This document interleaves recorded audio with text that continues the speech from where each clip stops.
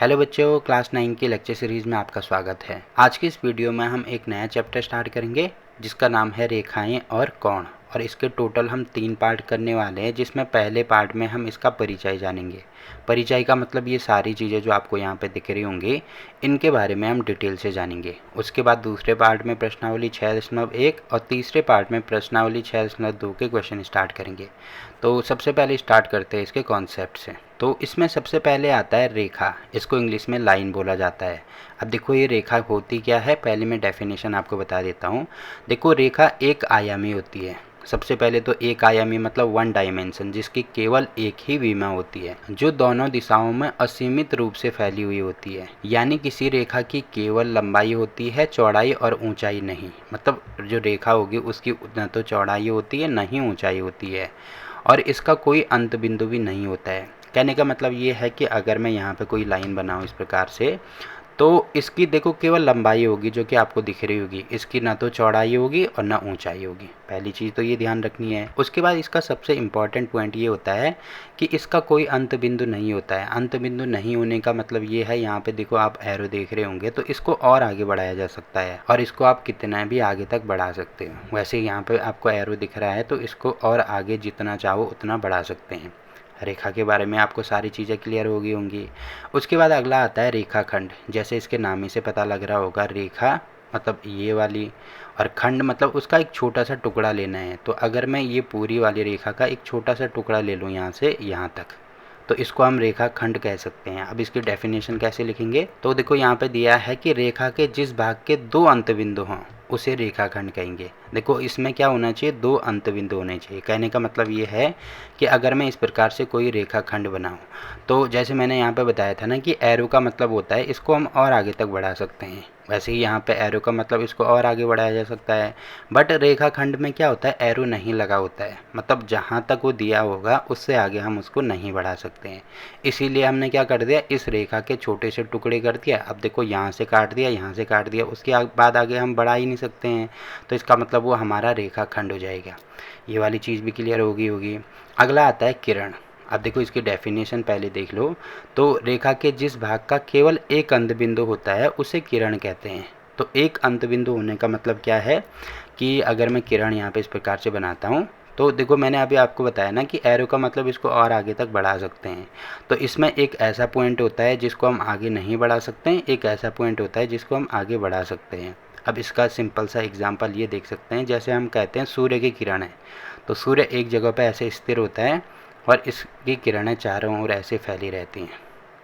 तो यहाँ से भी आप इसका एग्जाम्पल देख सकते हैं कि एक बिंदु जो है वो स्थिर है और दूसरे बिंदु को असीमित रूप से आगे बढ़ा सकते हैं। तो यही चीज़ यहाँ पे लिखी गई है कि इसका केवल एक अंत बिंदु होता है, मतलब ये वाला जो बिंदु है ये अंत, मतलब यहाँ से इसको और आगे नहीं बढ़ा सकते, बट दूसरा अंत बिंदु नहीं होता है, इसको और जितना चाहें हम आगे बढ़ा सकते हैं। तो ये वाली चीज़ भी क्लियर होगी। अगला आता है इसमें संरेख और असंरेख बिंदु। तो जैसे इसके नाम ही से पता लग रहा होगा कि संरेख, स का मतलब होता है समान, रेख का मतलब होता है रेखा, मतलब ऐसे बिंदु जो समान रेखा में हों। वैसे ही असंरेख का मतलब ऐसे बिंदु जो समान रेखा में ना हों। अ का मतलब होता है नहीं। अब इसके डेफिनेशन में आपको बता देता हूँ।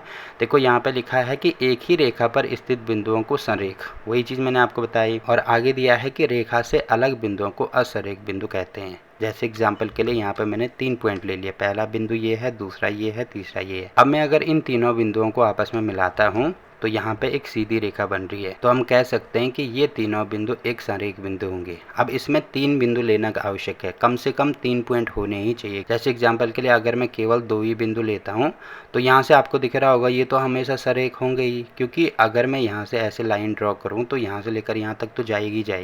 अब मुझे यहाँ पे चेक करने के लिए कि वो संरेख होंगे या असंरेख होंगे, तीसरा पॉइंट लेना ही पड़ेगा। जैसे अगर मैंने यहाँ पे ले लिया तो तब वो असंरेख हो जाएंगे, और अगर इसी के ऊपर ये चीज़ आती है तो तब भी वो संरेख हो जाएंगे। ये चीज़ भी आपको समझनी है। वैसे ही अगर मैं 3 अलग अलग पॉइंट लेता हूँ जो कि आपको यहाँ पे दिख रहा होगा, और इन दोनों बिंदुओं को आपस में मिलाता हूँ, तो देखो ये दोनों बिंदु इस रेखा पर आएंगे बट ये वाला नहीं आएगा, तो इसको हम असंरेख कहते हैं। तो ये चीज़ें भी होगी। बाकी देखो और क्या क्या चीज़ें इसमें दी हैं। आगे आता है प्रतिच्छेदी रेखाएं। जैसे इसको नाम ही से पता लग रहा होगा, प्रतिच्छेदी मतलब एक दूसरे को काटने वाली रेखाएं। ऐसी रेखाएं जो एक दूसरे को काटती है उनको प्रतिच्छेदी रेखाएं कहते हैं। बाकी अगर इसकी डेफिनेशन की बात करें तो यहाँ पे दिया है कि दो रेखाएं यदि किसी बिंदु पर काटती हैं तो वो प्रतिच्छेदी रेखाएं कहलाती हैं। जैसे कि आपको यहाँ पे दिख रहा होगा ये वाला एग्जाम्पल में, ये वाली रेखा और ये वाली रेखा एक दूसरे को कट कर रही है। वैसे ही यहाँ पे ये वाली लाइन भी एक दूसरे को कट कर रही हैं, तो इनको भी हम प्रतिच्छेदी रेखाएं कह सकते हैं। उसके बाद आगे आता है समांतर रेखाएं। अब जैसे इसके नाम ही से पता लग रहा होगा, समांतर का मतलब समान अंतर। ऐसी रेखाएं जिनके बीच में समान अंतर हो उनको समांतर रेखाएं कह सकते हैं। जैसे यहाँ पे आपको दिख रहा होगा, देखो अगर मैं ये वाले पॉइंट और ये वाले पॉइंट को लेता हूँ और इनके बीच की दूरी निकालता हूँ, तो मान लीजिए d दूरी है, तो यहाँ से लेकर यहाँ तक भी d होगी। वैसे इन दोनों पॉइंट के बीच भी d दूरी होगी, इन दोनों पॉइंट के बीच में। वैसे हर पॉइंट पे ये क्या होंगे, इनके बीच में समान दूरी होगी, इसीलिए इनको क्या बोलेंगे, समांतर रेखाएं बोलेंगे। बाकी अगर इसकी डेफिनेशन देखें तो दो रेखाएं यदि किसी बिंदु पर नहीं काटती हैं, किसी बिंदु पर काटने का मतलब क्या है कि अगर इन दोनों के बीच में हर कंडीशन में समान अंतर है तो वो कहीं पर भी एक दूसरे को कट नहीं करेंगे। अब एक दूसरे को कट नहीं करेंगे तो तब भी हम इनको समांतर रेखाएं बोल सकते हैं। आगे दिया है तो वे अप्रतिच्छेदी रेखाएं, देखो एक दूसरे को काट नहीं रही हैं, इसका मतलब अप्रतिच्छेदी रेखाएं होंगी, या इनको समांतर रेखाएं भी कह सकते हैं। तो ये वाली चीज़ भी हो गई। उसके बाद अगला आता है लंबवत रेखाएं। अब देखो लंब का मतलब होता है जहाँ पर 90 का कोण बनता है। ये आपको हमेशा ही ध्यान रखना है कि जहाँ पर 90 का कोण बनेगा उसको हम हमेशा लंब कहेंगे। बाकी उसके आगे कुछ भी दिया है, लंबवत दिया है, कुछ भी दिया, उससे हमें कोई मतलब नहीं है। केवल ये ध्यान रखना है कि जहाँ पर लंब दिया है इसका मतलब 90 का कोण बनेगा। बाकी इसकी डेफिनेशन अगर हम देखें तो यहाँ पे दिया है कि दो रेखाएं लंबवत होती हैं यदि वे एक दूसरे के साथ 90 डिग्री का कोण बनाते हैं। जो कि यहाँ पे आपको दिख रहा होगा, ये वाली रेखा इसके साथ में 90 का कोण बना रही है और ये वाली रेखा इसके साथ में 90 का कोण बना रही है। तो हम कह सकते हैं कि ये दोनों रेखाएं एक दूसरे पर लंब हैं। और पता कैसे चलेगा कि ये दोनों लाइन एक दूसरे के ऊपर लंब हैं? तो अगर कोण की बात करते हैं तो कोण को सिंपल से इस प्रकार से हम डिनोट करते हैं, पर अगर कहीं पर लंब होगा 90 का कोण बनेगा तो हमेशा इस प्रकार से करेंगे। ठीक है, पहली चीज़ ये ध्यान रखनी है।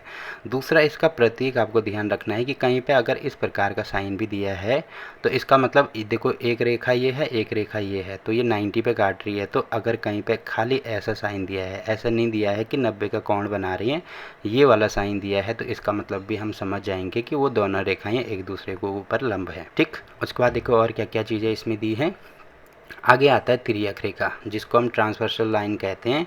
तो देखो अगर हम केवल दो लाइनों को लेते हैं, जैसे पहली रेखा हमने ये ली, दूसरी रेखा ये ली, तो ये दोनों लाइन एक दूसरे को काट रही हैं, तो ये वाला पॉइंट क्या होता है, प्रतिच्छेदित बिंदु होता है। ये प्रतिच्छेदन रेखाएं ये होती हैं। बट अगर यहीं पे हम तीन रेखाएं लेते हैं, जैसे पहली रेखा ये ले ली, दूसरी रेखा ये ले ली और तीसरी रेखा हमने इस प्रकार से डाल दी कि ये दोनों रेखाओं को एक दूसरे के ऊपर काट रहे हैं। जैसे यहाँ पे आपको दिख रहा होगा, एक लाइन ये है, दूसरी लाइन ये है, तीसरी लाइन यहाँ से इसको काट रही है, तो उसको हम तिर्यक रेखा बोलेंगे। ठीक है, ये ध्यान रखना है। देखो केवल दो लाइन होंगी तो प्रतिच्छेदी रेखाएं, तीन लाइन होंगी तो तिर्यक रेखा। सिंपल सा ये ध्यान रखना है। अब इसकी डेफिनेशन देखो क्या दी है, दो या दो से अधिक रेखाओं को भिन्न बिंदुओं पर काटने वाली रेखा को तिर्यक रेखा कहते हैं। जैसे आपको यहाँ पे दिख रहा होगा, दो रेखाएं हैं, एक रेखा ये है, दो रेखा ये है, और तीसरी रेखा इसको दो अलग अलग बिंदु पर काट रही है। ये वाली जो रेखा है इसको यहाँ पे काट रही है और ये वाली रेखा इसको यहाँ पे काट रही है। बाकी दो के अलावा अगर मैं यहाँ पे तीन रेखा भी लेता तो तब भी ये क्या कहलाती, तिर्यक रेखा भी कहलाती। ठीक है, दो से अधिक होना चाहिए, जो कि हमने यहाँ पे लिखा है। ठीक है, ये वाला भी हो गया। उसके बाद अगला आता है कोण। अब देखो कोण की सिंपल डेफिनेशन आपको ये ध्यान रखनी है कि पहले तो इसमें दो भुजाएं होती हैं। पहली भुजा ये वाली और दूसरी भुजा हमें ऐसी लेनी है कि इसका जो प्रारंभिक बिंदु है यहीं से दूसरी भुजा शुरू हो। ठीक है, यहाँ पर ये वाला जो पॉइंट आप देख रहे हैं इसको बोलते हैं वर्टेक्स या शीर्ष। शीर्ष की बात यहाँ पे आगे आएगी, जो कि मैं अभी आपको बताऊंगा। तो पहले इसकी डेफिनेशन देख लो। देखो यहाँ पे दिया है कि जब एक ही बिंदु, देखो बिंदु ये वाला है, एक ही बिंदु से दो रेखाएं, देखो एक रेखा ये वाली है, दूसरी रेखा ये वाली है, अलग अलग दिशाओं में, ऐसे नहीं कि एक ही दिशा में जा रही है। देखो ये इस दिशा में जा रही है, ये ऊपर वाली दिशा में जा रही है, अलग अलग दिशाओं में चलन करे, मतलब चलना जब प्रारंभ करती है तो उनके बीच में एक कोण बनता है, जो कि आपको ये वाला दिख रहा होगा। यहाँ पे कोई कोण बन रहा है, वो कितने भी डिग्री का हो सकता है। कोण बनाने वाली किरणें भुजाएं कहलाती हैं। अब जैसे आपको यहाँ पे दिख रहा होगा, ये वाली जो किरण, इसको किरण भी ले सकते हैं, केवल रेखाखंड भी ले सकते हैं। तो यहाँ पे किरण अगर मुझे बनाना है तो यहाँ पे ऐसे एरो लगाना होगा। तो ये वाली जो रेखा है इसको भुजा कहेंगे, ये वाली रेखा जो है इसको भी भुजा हम कह सकते हैं। तो ये चीज़ आपको समझ में आई होगी। उसके बाद अगला आता है शीर्ष। अब देखो शीर्ष क्या होता है, दो भुजाओं के अंत बिंदुओं को, अंत बिंदु मतलब लास्ट पॉइंट, जैसे आपको यहाँ पे दिख रहा होगा पहली भुजा ये है, दूसरी भुजा ये है, इनका अंत बिंदु कहाँ पे है, यहाँ पे है। अंत बिंदु को मिलाने पर, इन दोनों को आपस में मिला दिया, मिलाने पर प्राप्त उभयनिष्ठ बिंदु। उभयनिष्ठ बिंदु का मतलब ये होता है कि जो इसके पास भी हो इसके पास भी हो। तो कौन सा बिंदु है, ये वाला बिंदु यहाँ पे आपको दिख रहा होगा। जैसे अगर मैं ये वाली लाइन को और आगे बढ़ाता हूँ, ये वाली लाइन को और आगे बढ़ाता हूँ, तो यहाँ पे एक ऐसा बिंदु मिलेगा जो इस वाली रेखा पर भी होगा, इस वाली रेखा पर भी होगा, इसीलिए उसको उभयनिष्ठ बिंदु कहते हैं। तो यहाँ पे दिया है उभयनिष्ठ बिंदु को शीर्ष कहते हैं। या सिंपल सा आपको ये ध्यान रखना है कि जहाँ पे दो रेखाएं आपस में मिलती हैं तो उसको हम शीर्ष कहेंगे। जैसे ये वाला शीर्ष हो गया, यहाँ पे आपको दिख रहा होगा ये दोनों रेखाएं मिल रही हैं, ये वाला शीर्ष हो गया। यहाँ पे दिख रहा है ये वाली रेखाएं आपस में मिल रही हैं, ये भी शीर्ष हो गया, ये भी शीर्ष हो गया। तो ये सारे जहाँ पे दो रेखाएं आपस में मिलते हैं तो उनको हम शीर्ष बोलते हैं, और इंग्लिश में इसको बोला जाता है वर्टेक्स। ठीक, तो ये चीज़ भी होगी। उसके बाद देखो आगे क्या दिया है इसमें। अब हम बात करेंगे कोणों की। कोणों के कितने प्रकार होते हैं। देखो कोण मेनली 6 प्रकार के होते हैं जो कि आपको ध्यान रखने हैं। इसमें सबसे पहले आता है न्यून कोण, उसके बाद आएगा समकोण, उसके बाद आएगा अधिक कोण। अब जैसे इसके नाम ही से पता लग रहा होगा न्यून कोण, न्यून का मतलब होता है छोटा। अब किससे छोटा, 90 से छोटा। मतलब ऐसा कोण जो 90 से छोटा होता है उसको हम न्यून कोण कह सकते हैं। ठीक है। उसके बाद आगे आता है समकोण। सम का मतलब होगा समान। किसके समान, 90 के समान। तो यहाँ पे ऐसा कोण जो 90 के समान हो या 90 के बराबर हो उसको समकोण कहेंगे। अगला आएगा अधिक कोण। जैसे नाम ही से पता लग रहा है अधिक, किससे अधिक, 90 से अधिक। तो ऐसा कोण जो 90 से बड़ा हो उसको हम क्या कहेंगे, अधिक कोण कहेंगे। बाकी अगर इसकी डेफिनेशन देखें तो न्यून कोण की डेफिनेशन ये होती है कि 90 से कम मान वाले कोण को न्यून कोण कहेंगे। जैसे एग्जांपल के लिए यहाँ पे आपको दिख रहा होगा, तो देखो एक लाइन ये वाली है, दूसरी लाइन ये वाली है, तो यहाँ पे आपको दिख रहा होगा एक कोण बन रहा है जो कि 90 से छोटा है, इसलिए हम इसको न्यून कोण कहेंगे। जैसे ये 60 हो सकता है, 30 हो सकता है, 40 हो सकता है, बल्कि 89 डिग्री भी हो सकता है, तब भी हम इसको क्या कहेंगे, न्यून कोण कहेंगे। मतलब ये जो लाइन आपको दिख रही है ना 90 से छोटा होना चाहिए, मतलब इन दोनों के बीच में होना चाहिए। कहीं पर भी अगर होता है तो उसको हम न्यून कोण कहेंगे। ठीक है। अब समकोण के लिए क्या होता है कि एग्जैक्टली 90 डिग्री के बराबर होना चाहिए। तो यहाँ पे आपको दिख रहा होगा कि ये वाला समकोण बन रहा है, तो इसको हम राइट एंगल इंग्लिश में बोलते हैं। तो ये हमारा क्या हो जाएगा, समकोण हो जाएगा। आगे दिया है अधिक कोण। अब देखो अधिक कोण अभी मैंने आपको बताया ना जो 90 से बड़ा होगा, जो कि आपको दिख रहा होगा 90 डिग्री यहाँ तक है, उसके बाद यहाँ से शुरू हो जाता है, मतलब पूरा ये वाला एंगल हम लेंगे तो ये 90 से बड़ा होगा। ठीक है, इसको हम अधिक कोण कह सकते हैं। अब इसमें सिंपल सा ये भी आपको ध्यान रखना है कि जो 90 से बड़ा हो 180 से छोटा होना चाहिए। मतलब ये जो 90 है इससे तो बड़ा होना चाहिए, बट अगर मैं ठीक ऐसे लाइन डालूँ तो ये पूरा 180 होता है, तो इससे छोटा होना चाहिए। मतलब यहाँ ऊपर ही ये एंगल आएगा इन दोनों के बीच में। ठीक है, जैसे इन दोनों के बीच में आएगा, ये वाला एंगल केवल इसके बीच में आएगा और ये वाला एंगल केवल इन दोनों के बीच में आएगा। तो यहाँ पे 3 चीज़ें होगी। उसके बाद 3-4 और कोण हमें पढ़ने हैं। अगला आता है ऋजु कोण। ऋजु कोण या इसको सरल कोण भी बोला जाता है। सरल का मतलब सिंपल सा एक ऐसे लाइन बनानी है, तो ऐसा कोण जिसका मान एग्जैक्टली 180 के बराबर होता है। 180 के कोण को ऋजु कोण कहते हैं। ठीक है। उसके बाद अगला आता है वृहद कोण, या इसको प्रतिवर्ती कोण भी बोला जाता है, और इंग्लिश में बोलेंगे रिफ्लेक्स एंगल। तो ये क्या होता है, जो कोण 180 से अधिक परंतु 360 से कम होता है उसको प्रतिवर्ती कोण कहते हैं। तो यहाँ पे अगर मुझे कोण लेना हो तो ऐसे लेना होगा जो 360 से छोटा हो, 180 से बड़ा हो। ठीक, तो जैसे ये वाला एंगल आपको दिख रहा होगा कि ये पूरा एंगल अगर हम लेंगे तो ये हमारा क्या हो जाएगा, प्रतिवर्ती कोण या वृहद कोण हो जाएगा। जैसे अगर मैं छोटा सा एग्जांपल लूँ, जैसे मैंने यहाँ पे इस प्रकार से कोई कोण बना दिया, तो अगर मैं ये वाले कोण की अंदर की तरफ का कोण लेता हूँ तो ये तो हमारे आपको दिख रहा होगा यहाँ पे क्या है, एक अंतःकोण है या केवल कोण है। अब इसमें ये भी दिया है कि वृहद होना चाहिए, मतलब बाहर की तरफ लेना चाहिए। तो देखो यहाँ पे तो 2 कोण बनेंगे ना, एक अंदर की तरफ बनेगा, एक बाहर की तरफ ये वाला कोण भी बनेगा, तो इसको हम वृहद कोण भी कह सकते हैं। मतलब अंदर वाले कोण को छोड़ के ये बाहर वाला कोण लेना है, और इसका मान कितना होता है। जैसे कभी भी अगर मुझे प्रतिवर्ती कोण के बारे में पूछा जाता है तो हम क्या करेंगे, जो हमारा कोण है उसको 360 में से माइनस करेंगे, 360 माइनस थीटा। तो ये काफ़ी इंपॉर्टेंट फार्मूला है जो कि आपको ध्यान रखना होगा कि अगर मुझे प्रतिवर्ती कोण निकालना है तो 360 में से उस कोण को हम माइनस करेंगे। जैसे माना ये वाला कोण थीटा है जो कि हमें दिया है कि ये 40 डिग्री है, और हमें ये पूछा जाता है कि थीटा का प्रतिवर्ती कोण निकालो। तो थीटा का प्रतिवर्ती कोण कैसे निकालेंगे हम? 360 में से 40 माइनस करेंगे, जो कि हो जाएगा हमारा 320 डिग्री। तो ये इसका प्रतिवर्ती कोण है और ये वाला सिंपल कोण है, ये आपको ध्यान रखना है। ठीक है, ये वाला भी हो गया। अब अगला आता है संपूर्ण कोण। संपूर्ण कोण का मतलब पूरा एक चक्कर लगाना है। जैसे हम यहाँ से शुरू हो गए तो दोबारा संपूर्ण का मतलब दोबारा वहीं पे हम आएंगे।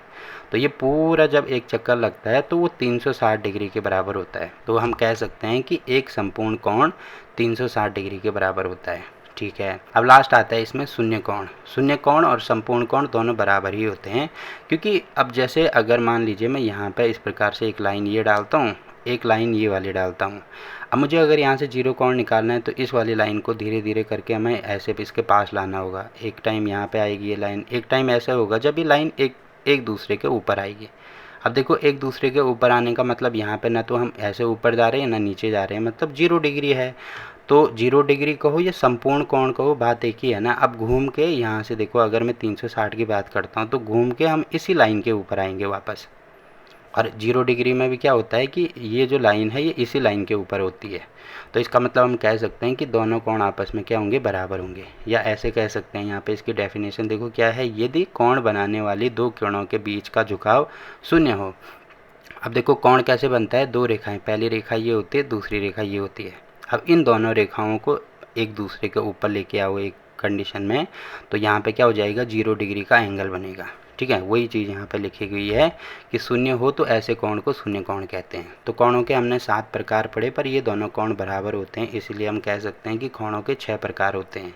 अब 6 प्रकार कौन कौन से होते हैं, सिंपल से मैं आपको दोबारा बता देता हूँ। तो देखो, सबसे पहले तो हमने पढ़ा न्यून कोण। तो यहाँ से लेकर यहाँ तक जो कोण होता है उसको हम न्यून कोण कह सकते हैं। पहली चीज़ तो हमने ये पढ़ी। उसके बाद पढ़ा समकोण। तो देखो यहाँ पे हम आगे, तो ये वाला जो कोण है ये 90 के बराबर होता है। तो यहाँ पे जो 90 के बराबर जो कोण होता है उसको हम कहेंगे समकोण। ठीक है, तो यहाँ तक हो गया। उसके बाद यहाँ से लेकर यहाँ तक जो कोण होता है उसको कहेंगे हम अधिक कोण। ठीक है, यहाँ पे पहुँचिए। अब ये एक सीधी रेखा बनेगी इस प्रकार से, तो जो कोण 180 डिग्री के बराबर होगा उसको हम कहेंगे ऋजु कोण। ठीक है, फिर यहाँ से लेकर यहाँ तक, मतलब 180 से लेकर यहाँ तक दोबारा वापस आएंगे तो ये हो जाएगा 360। तो यहाँ से लेकर यहाँ तक जो कोण बनेगा उसको हम कहेंगे प्रतिवर्ती कोण। और लास्ट में हम यहीं पे पहुँच जाएंगे तो ये वाला जो कोण होता है वो 360 के बराबर होता है, जो कि हमारा संपूर्ण कोण होता है। और इसी को हम शून्य कोण भी कह सकते हैं। ठीक, तो ये वाली लाइन से भी हम समझ सकते हैं। अब देखो आगे क्या दिया है इसमें। देखो अगला आता है इसमें पूरक कोण। जैसे अभी मैंने आपको कोणों के प्रकार बताए ना, वैसे ये भी कोणों के प्रकार हैं। बट ये किस प्रकार से हैं? तो कोण जैसे हम ऐसे बनाते हैं, एक लाइन ये होती है, एक लाइन ये होती है। तो कोण में केवल 2 लाइन ली जाती है। बट इस प्रकार के कोण जो आपको दिख रहे हैं इसमें 3 लाइन हम लेंगे। पहली लाइन ये होगी, दूसरी लाइन ये होगी, तीसरी लाइन कहीं पर भी हो सकती है। तो इसमें कोण में केवल 2 लाइन होती हैं या 2 भुजा होती है, इसमें 3 भुजाएं होंगी। पहली चीज़ तो आपको ये ध्यान रखना है। ठीक, अब देखो पूरक कोण क्या होता है? ऐसे 2 कोण जिनका योग 90 डिग्री के बराबर होता है उनको पूरक कोण कहते हैं। अब जैसे एग्जाम्पल के लिए यहाँ पे आपको दिख रहा होगा, पहले मैंने एक पूरा कोण बना दिया। ये कोण किसके बराबर है? 90 के बराबर है। अब यहाँ से मैं एक लाइन डाल दूँ इस प्रकार से। अब देखो ये जो पहला वाला कोण है ये 2 कोणों में डिवाइड हो गया। पहला कोण यहाँ पे बन रहा है, दूसरा कोण यहाँ पे बन रहा है। जैसे अगर इसका मान 60 डिग्री है, इसका मान 30 डिग्री है। अब इन दोनों को जोड़ो, किसके बराबर है? 90 के बराबर है। तो इन दोनों कोणों को मैं पूरक कोण कह सकता हूँ। सिंपल सा यही चीज़ इसमें दिया गया है कि 2 कोण होने चाहिए, उनका योग 90 होना चाहिए। तो 2 कोण हैं, उनका योग 90 के बराबर है। वैसे आप ऐसे ले सकते हैं कि जैसे मैंने ले लिया, एक 70 ले लिया, एक 20 ले लिया, इनको जोड़ के 90 होना चाहिए, तभी हम पूरक कोण कह सकते हैं। ठीक है, उसके बाद आगे आता है संपूरक कोण। तो संपूरक कोण में क्या होगा? ऐसा कोण, ऐसे 2 कोण जिनका योग 180 के बराबर हो उनको संपूरक कोण कहेंगे। जैसे यहाँ पे आपको दिख रहा होगा ये पूरा जो कोण है वो 180 के बराबर होता है, वैसे नीचे की साइड भी 180 के बराबर होता है। तो केवल एक साइड हमें लेना है क्योंकि मुझे 180 चाहिए। यहाँ से एक लाइन हम ऐसे डाल दो, तो देखो एक कोण ये हो गया, एक कोण ये हो गया। अब मान लीजिए ये वाला 60 डिग्री है तो ये वाला 120 हो जाएगा।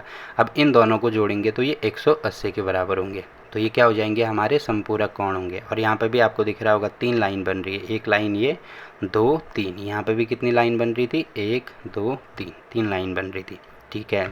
अगला आता है आसन कोण। आसन कोण का मतलब ये होता है कि जैसे कोई भी दो कोण अगर हम बनाते हैं, जैसे एक कोण ये है, एक कोण ये है, दो कोण बना दिए। अब इसमें क्या होता है कि इसकी एक उभयनिष्ठ भुजा होती है, मतलब एक ऐसी भुजा होती है जो इस वाले एंगल के पास भी होती है, इस वाले कोण के पास भी होती है और इस वाले कोण के पास भी होती है। तो ये वाली भुजा आपको दिख रही होगी कि इस वाले कोण के पास भी है, इस वाले कोण के पास भी है, इसीलिए इसको आसन कहेंगे। ठीक है। तो यहाँ पे अगर मैं इसके डेफिनेशन देखूँ तो यहाँ पे दिया है कि दो कोण जिनके शीर्ष, देखो कोई भी दो कोण है, तो पहला कोण ये वाला है, दूसरा कोण ये वाला है। दो कोण जिनका शीर्ष, देखो शीर्ष कहाँ पे होता है, जहाँ पे दो रेखाएं आपस में मिलती हैं उसको शीर्ष बोलते हैं। जिनका शीर्ष उभयनिष्ठ हो, उभयनिष्ठ का मतलब ये वाला जो शीर्ष है इसके पास भी है, इसके पास भी है। ठीक है। और एक भुजा उभयनिष्ठ हो, इनकी एक भुजा कौन सी उभयनिष्ठ है, ये वाली भुजा आपको दिख रही होगी, ये भुजा इसके पास भी है, इस वाले के पास भी है, तो हम इसको क्या कहेंगे, आसन कोण कह सकते हैं। ठीक। तो सिंपल सा ये चीज़ आपको ध्यान रखनी है। अब देखो आगे इसमें और क्या क्या चीज़ें दी हैं। उसके बाद आता है कोणों का रैखिक युग्म। ये काफ़ी इंपॉर्टेंट है, ये आपको ध्यान रखना है। ठीक है। अब रैखिक युग्म क्या होता है, कोई भी दो कोण अगर 180 डिग्री का एंगल बनाते हैं तो उसको हम रैखिक युग्म कह सकते हैं। ठीक। तो यहाँ पे आपको दिख रहा होगा कि एक लाइन हमने इस प्रकार से डाल दी और एक दूसरी लाइन ऐसे डाल दी।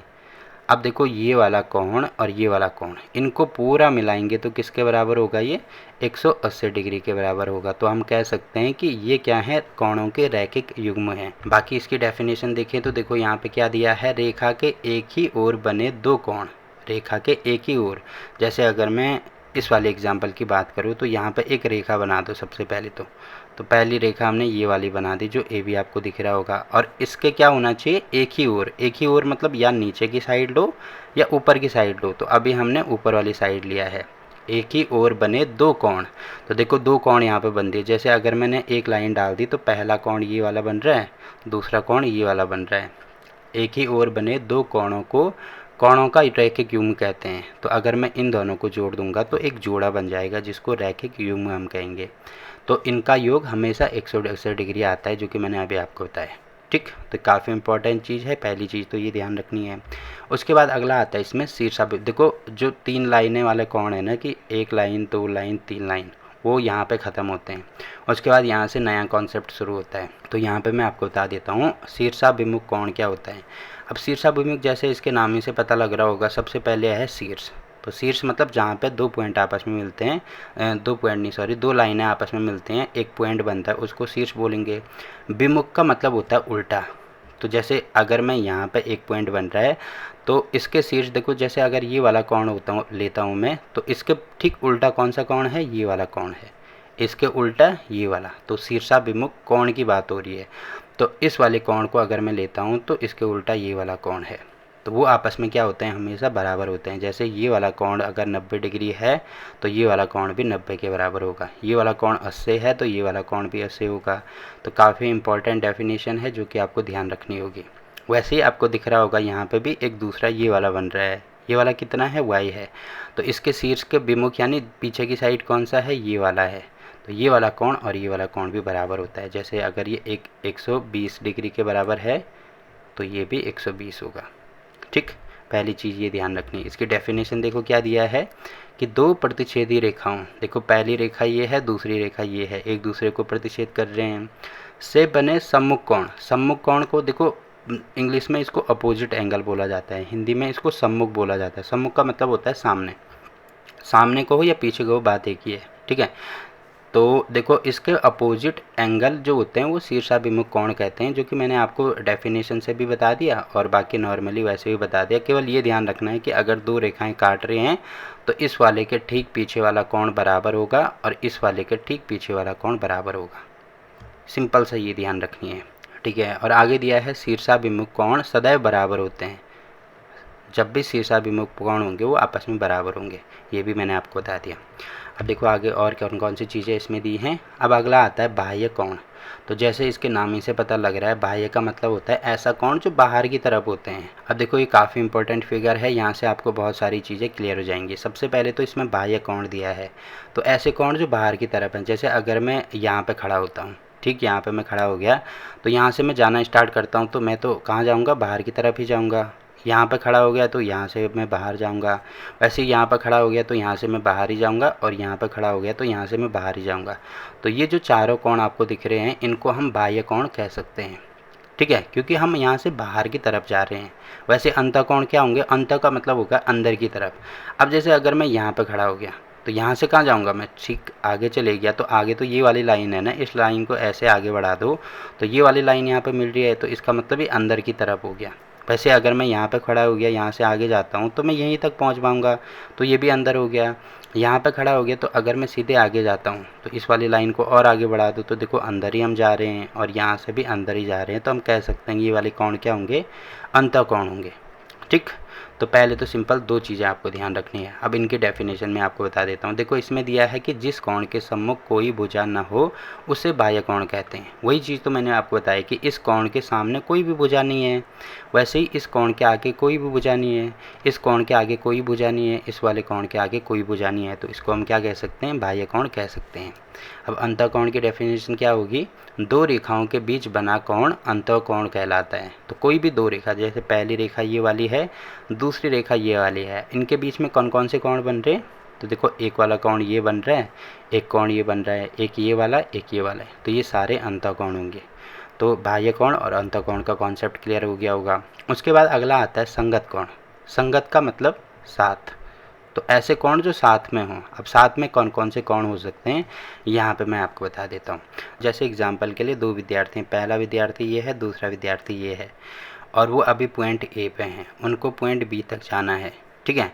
तो यहाँ से लेकर यहाँ तक जाना है, तो ये वाले विद्यार्थी भी यहाँ से यहाँ जाएगा, ये वाले विद्यार्थी भी यहाँ से यहाँ जाएगा, और एक तीसरा विद्यार्थी है और यहाँ पे एक पॉइंट ले लो सी, ठीक है, और इसको यहाँ जाना है, इस तरफ जाना है।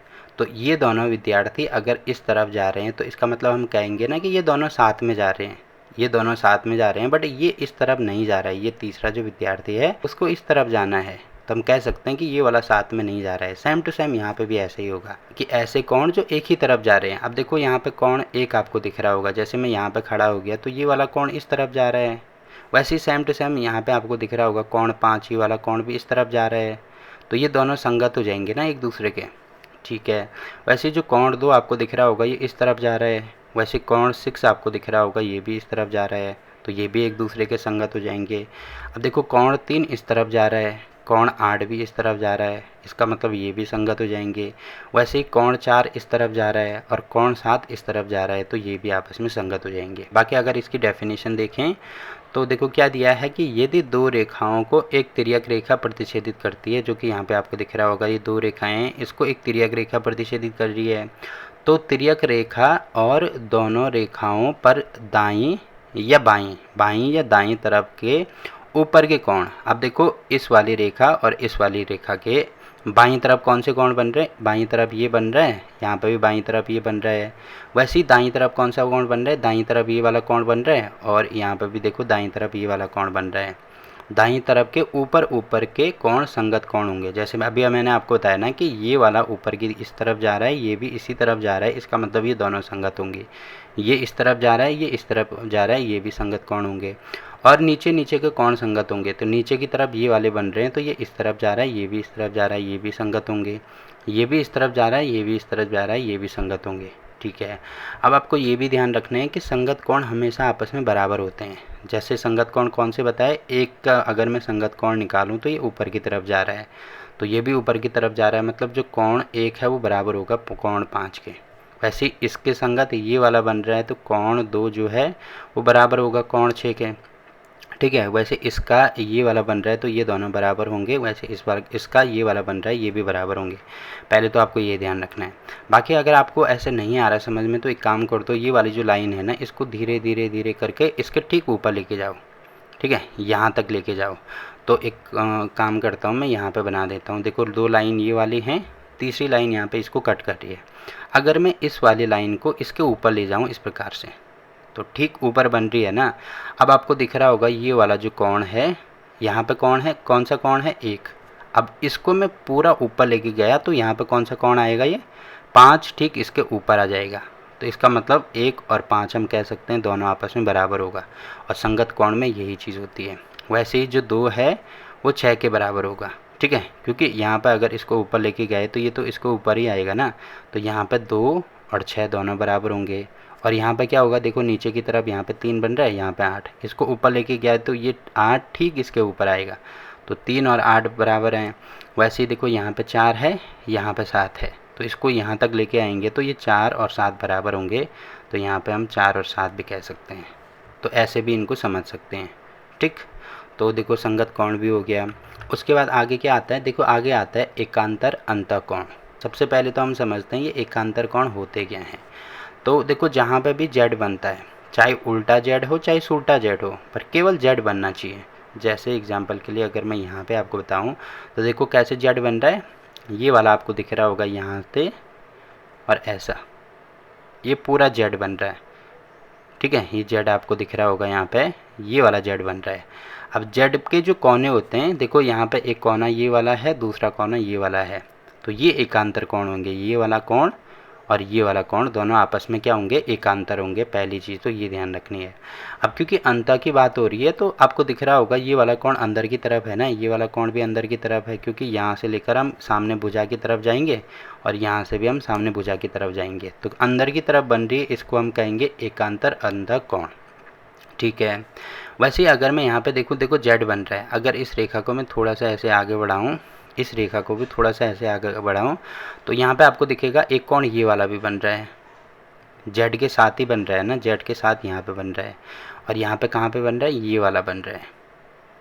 ठीक है, तो ये वाला कोण और ये वाला कोण भी एकांतर कोण होंगे। बट क्योंकि अगर मैं यहाँ से बाहर जाऊँगा तो मैं पूरा बाहर चले जाऊँगा, तो इसीलिए एकांतर बाह्य कोण होंगे। ठीक है, ये चीज़ आपको ध्यान रखनी है। वैसे अगर मैं उल्टा जेड बनाता हूँ, देखो उल्टा जेड इस प्रकार से बनाऊँ, ये और ये, तो यहाँ पे आपको दिख रहा होगा ये उल्टा जेड मैंने बना दिया। अब इसमें भी सेम टू सेम वही चीज़ करनी है। देखो जेड, ये लाइन तो इसी तरफ जाएगी ना, ऐसे तो नहीं होगा, ये तो सी बन जाएगा, तो जेड ऐसे ही बनेगा उल्टा वाला। तो यहाँ पे भी दिख रहा होगा एक कोना ये है, दूसरा कोना ये है, तो ये वाला कोण इसके बराबर होगा, क्योंकि ये एकांतर अंतःकोण हो जाएंगे। वैसे ही अगर मैं यहाँ से इस प्रकार से लाइन डाल दूँ तो इसके साथ में देखो कौन सा आ रहा है, ये वाला कोण आ रहा है ना, और वैसे ही इसके साथ में कौन सा कोण आ रहा है, देखो ये वाला कोण। ये लाइन मैंने अगर ऐसे डाली तो ये वाला कोण, कोना यहाँ पे बन रहा है, यहाँ पे नहीं बन रहा है कोना, यहाँ पे बन रहा है।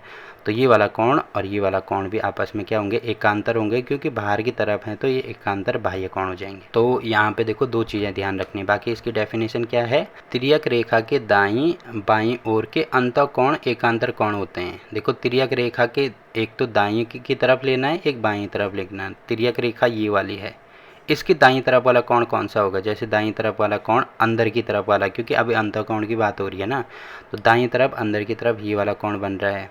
और वैसे ही इसकी बाईं तरफ अंदर की तरफ कौन सा कोण बन रहा है, ये वाला कोण बन रहा है। तो ये वाला कोण और ये वाला कोण क्या होंगे, आपस में अंतः एकांतर कोण होंगे, जो कि अभी मैंने आपको बताया कि अगर मैं यहाँ पे ऐसे उल्टा जेड बनाता हूँ तब भी ये वाला और ये वाला क्या होंगे, अंतः होंगे।